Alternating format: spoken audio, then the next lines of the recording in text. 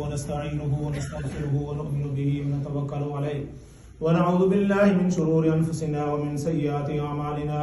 من يهده الله فلا مضل له ومن يضلله فلا هادي له ونشهد أن لا إله إلا الله وحده لا شريك له ونشهد أن سيدنا ومولانا محمدا عبده ورسوله أما بعد فأعوذ بالله من الشيطان الرجيم بسم الله الرحمن الرحيم يا أيها الذين آمنوا إذا نودي للصلاة من يوم الجمعة فاسعوا إلى ذكر الله وذروا البيع ذلكم خير لكم إن كنتم تعلمون فإذا قضيت الصلاة فانتشروا في الأرض وابتغوا من فضل الله واذكروا الله كثيرا لعلكم تفلحون وإذا رأوا تجارة أو لهوا انفضوا إليها وتركوك قائما قل ما عند الله خير من اللهو ومن التجارة والله خير الرازقين بارك الله لنا ولكم في القرآن العظيم ونفعنا وإياكم بالآيات والذكر الحكيم إنه تعالى جواد كريم قديم ملك بر رؤوف رحيم.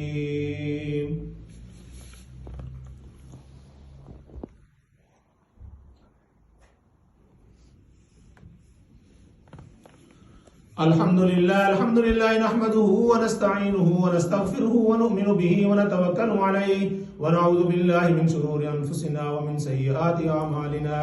من يهده الله فلا مضل له ومن يضلله فلا هادي له ونشهد أن لا إله إلا الله وحده لا شريك له ونشهد أن سيدنا ومولانا محمدا عبده ورسوله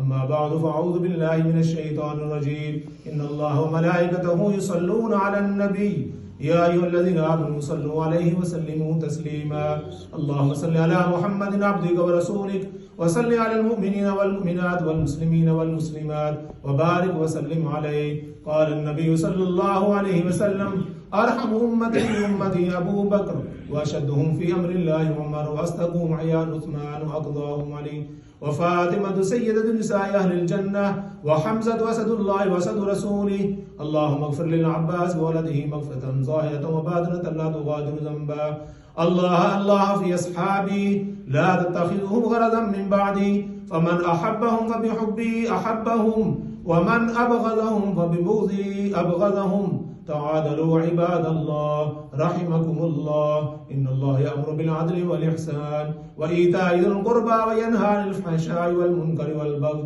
يعظكم لعلكم تذكرون اذكروا الله يذكركم وادعوه يستجب لكم ولذكر الله تعالى أولى وأهم وأعظم وأكبر والله يعلم ما تصنعون.